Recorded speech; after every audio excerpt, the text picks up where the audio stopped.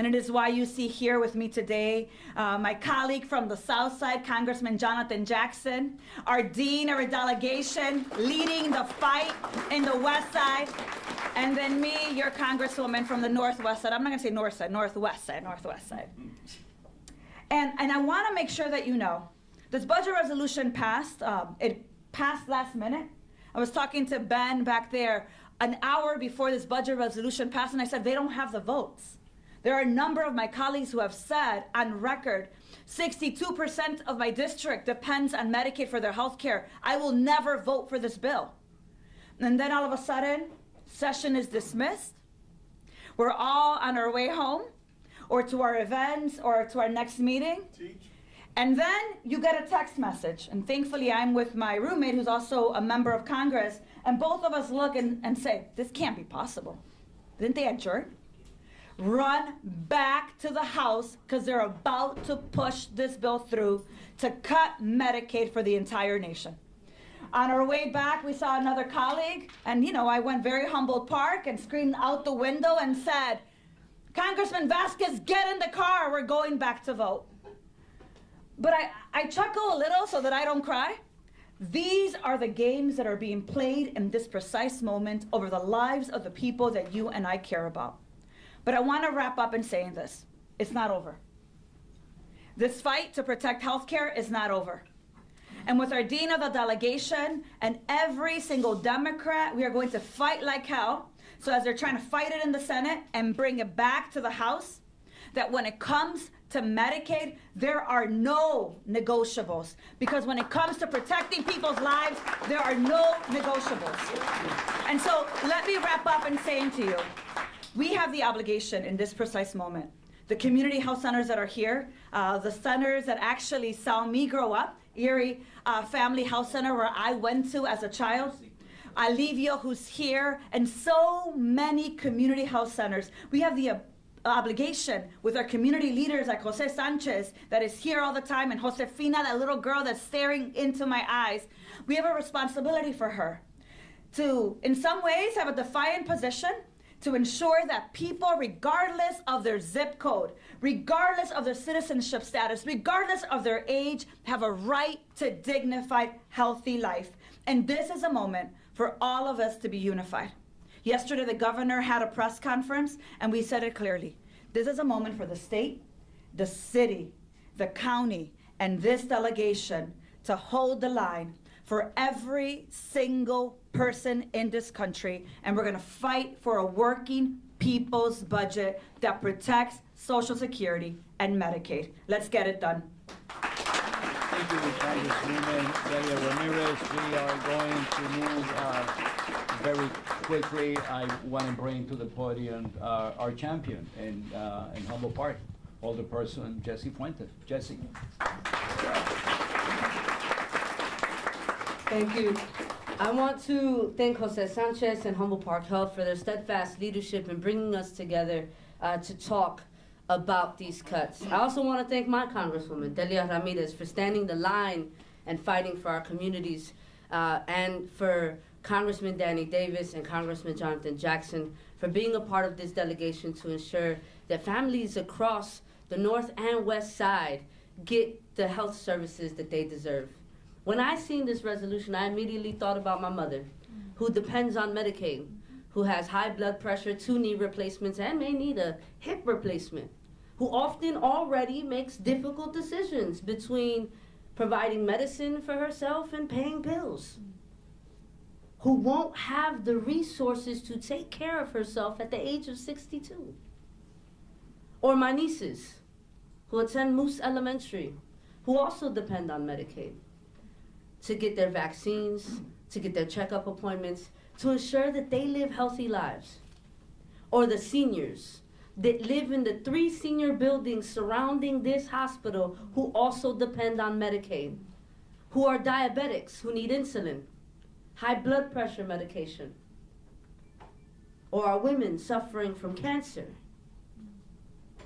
These cuts are the difference between life and death. Let's not be confused, and we must call it for what it is. Right. We have an administration that has a disregard for life.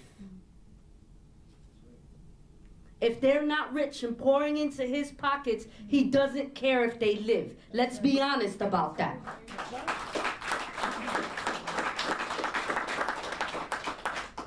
We have a moral and ethical obligation to fight back. And I know we turn on the TV every single day and we're exhausted. And no, it hasn't been 100 days yet. It's only been a little over 30. And we are watching the damage that this administration is causing to our communities.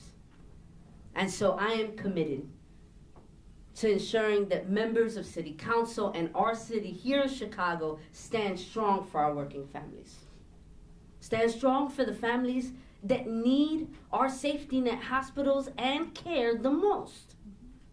Here in the 26th Ward across the Northwest Side, and with colleagues like Alderperson Felix Cardona, we will fight for the families that live in our wards. And we will be here for the congressional delegation that, by the way, has to muster up the strength every single time they get on a flight to DC, because that world there is chaos. And so when they come back home, this is the community they come to, and we're going to let them know that we are here to fight with them. So thank you all for all the work that you do, and we are here to get the job done. Thank you. Thank you very much. I'm going to have to change this a little bit here with the permission of all of their senior leaders here. I'm going to be asking our Congressman Jackson to come because he said he had to leave right away. Congressman Davis, we owe you respect. I'm going to ask your. You get 20 minutes. Let him do it. You get 20 minutes. You get 20 minutes. Thank you so much for that kind courtesy.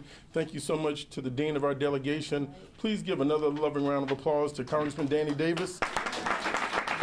He is the man. It's an honor to be with my colleague and dear friend, Congresswoman Dalia Ramirez. And I'm telling you, you couldn't have picked somebody stronger to represent the culture, the character of the community that shows up every day with the fight, even when the Democrats need some help to get a little more spine, a little more backbone. Dalia is there. Give Dalia a loving round of applause.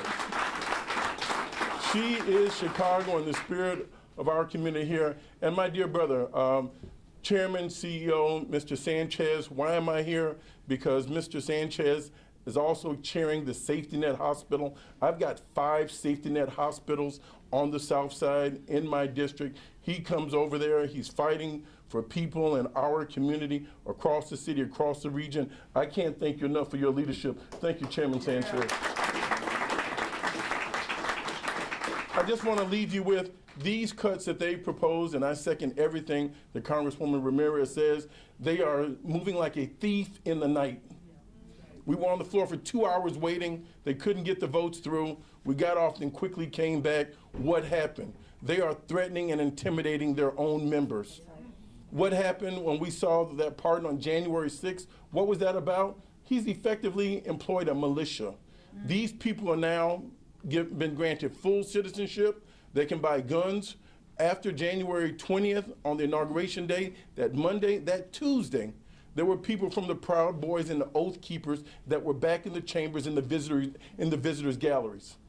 I just want to give you an idea of what is happening in there.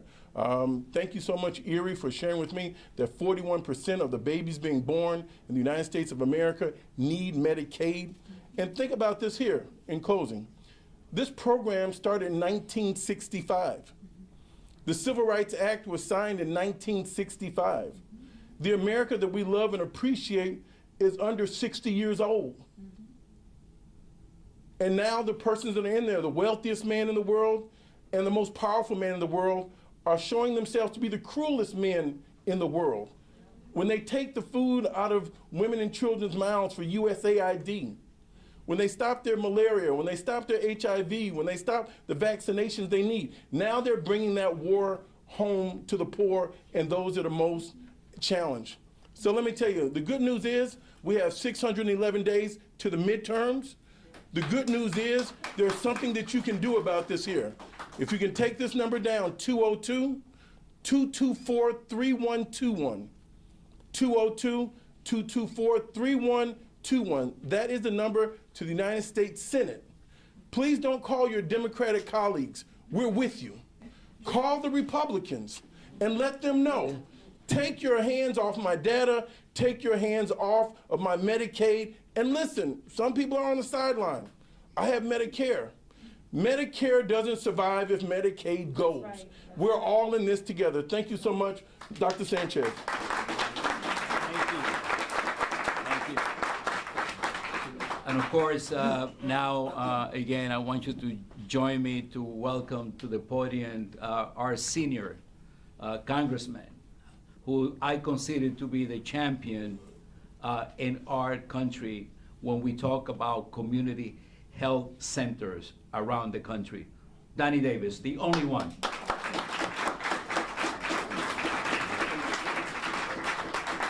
Well, thank you very much. And let me first of all just say how delighted I am to be here and to see so many friends that I've had the opportunity to work with down through the years.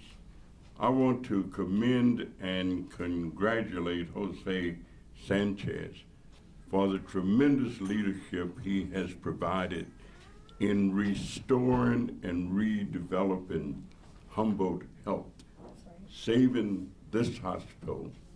Used to be Norwegian American, but he has saved, along with all of those who've helped, this institution in this community, and I am appreciative of that. I also want to commend him for his tremendous leadership of the Safety Net Association. Hospitals who get a basic part of their money from Medicaid. Without Medicaid, they could not survive. They could not continue to exist.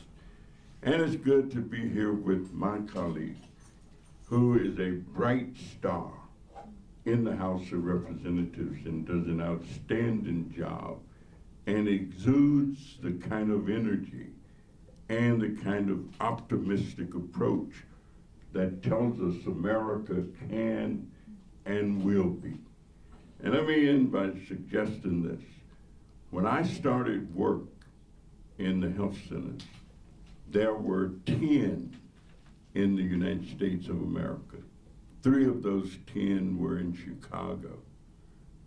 Now there are 1,400 of these all across America, providing health care to more than 30 million low and moderate income people.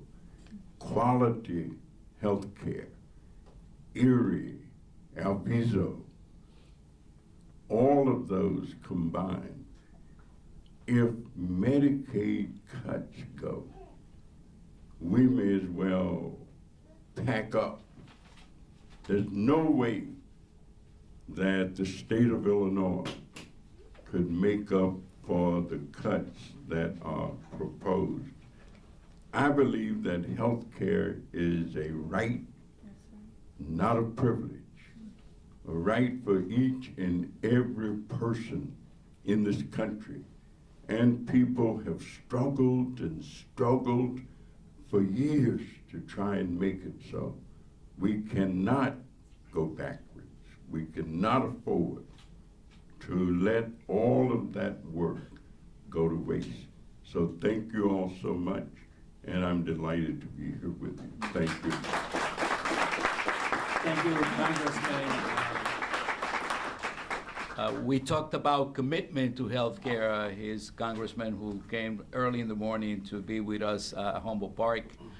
This is not his area that he represents, so thank you so much for everything. And now, let me, I'm going to change this a little bit too, because I believe I'm hosting people here. I'm going to bring Esther Corpus, who represent the federally qualified healthcare centers, because we need to be united together here.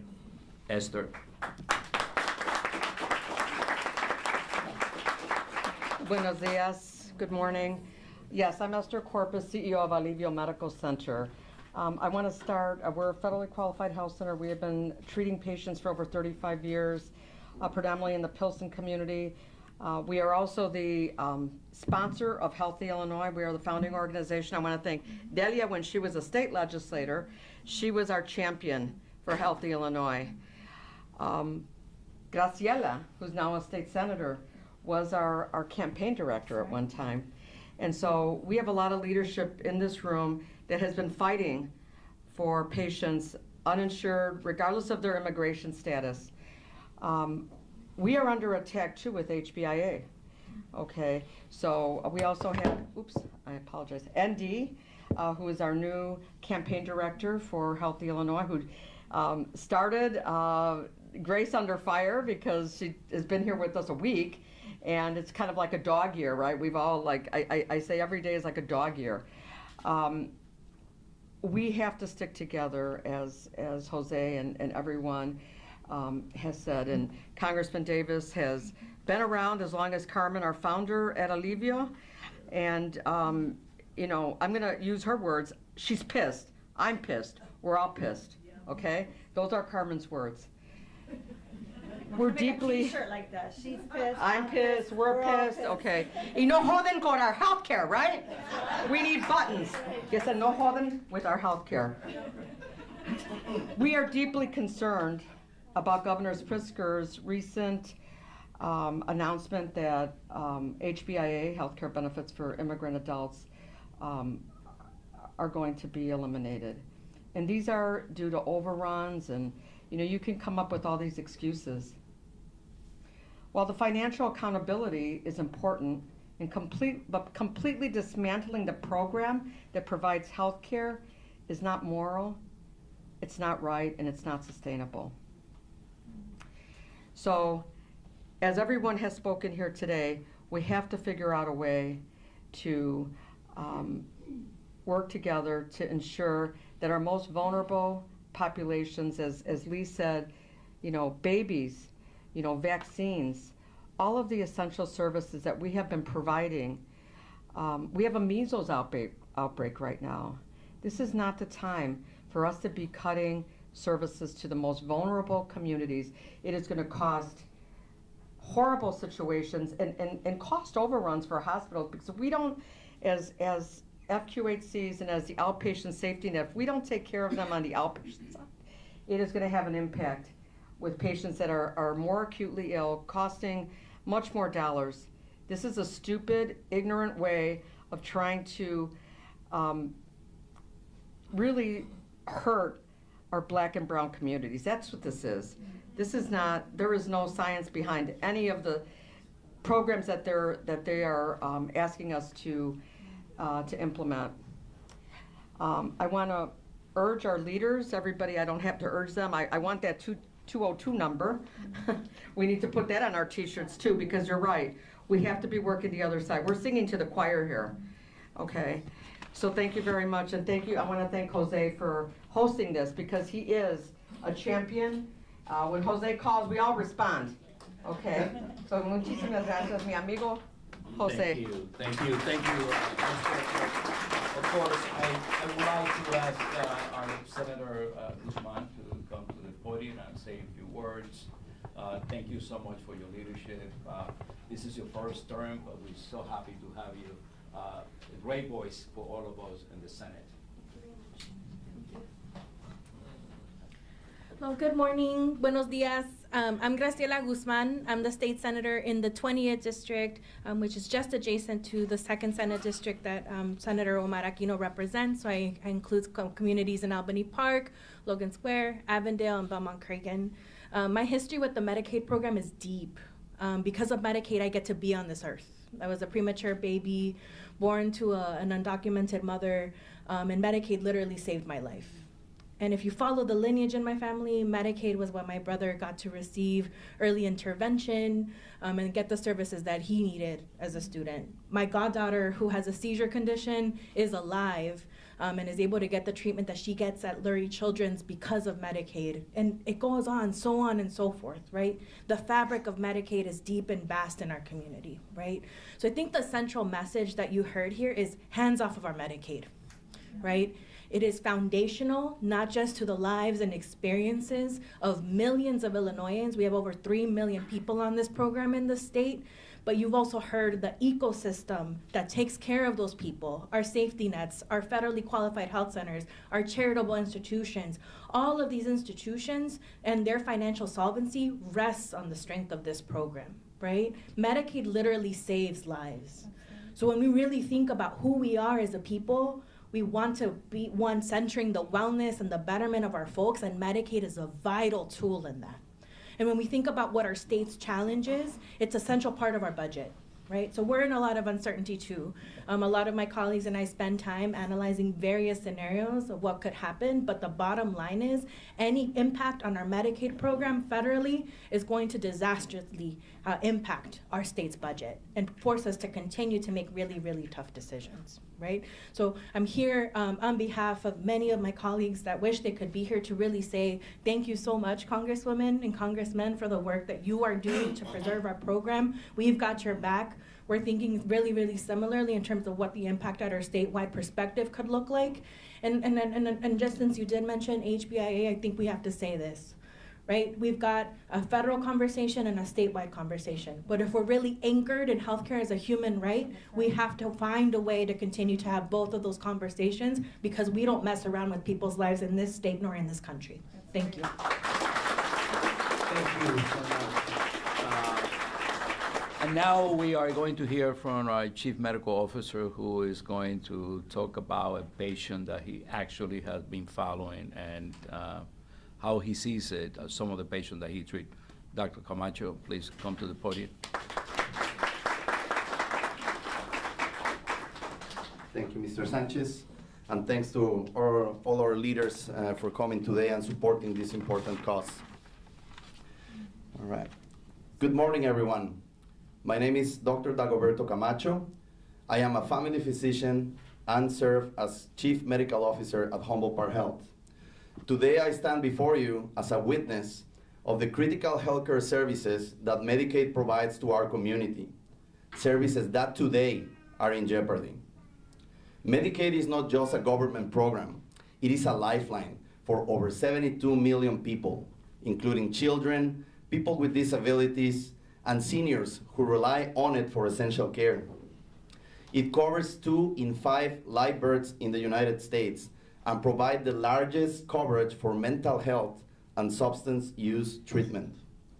Behind these numbers are real people whose lives have been saved because of Medicaid. I think of a 63-year-old woman who, thanks to her Medicaid coverage, was able to receive early breast cancer screening.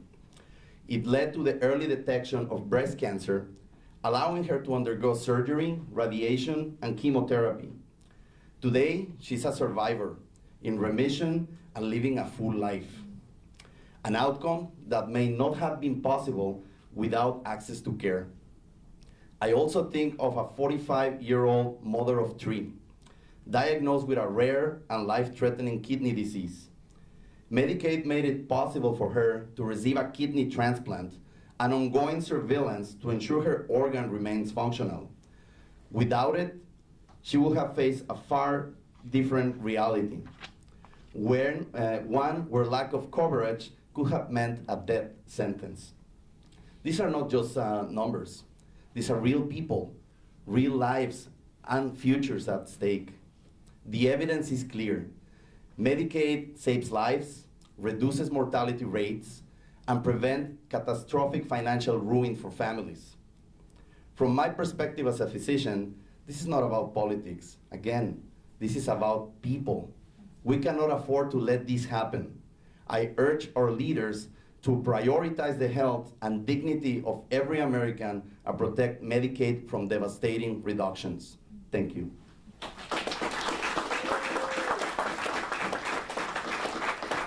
So it's very clear the impact of Medicaid on the people that we treat every single day. Thank you, Dr. Camacho, for your service to our community. And you heard it all. I mean, this is a critical time for us. It is a crisis situation in our country. We need to push back to ensure that this proposed Medicaid cut are not passed in the Senate. You need to get in touch with your elected officials. I want everyone to engage in a campaign to write letters. You heard, we don't need to contact our Democratic leaders who have represented us so well for so many years. We need to go after the Republicans to understand the devastating impact that this will have in people's life, in jobs, opportunities, and services to our community. So with that, I want to thank you all for being here. And if there are any questions that we could respond before our elected representatives actually leave, we'll take questions from the audience, a couple of questions, if there are any, or comments that you would like to make. All set. Let's go save Medicaid. Let's go and save Medicaid.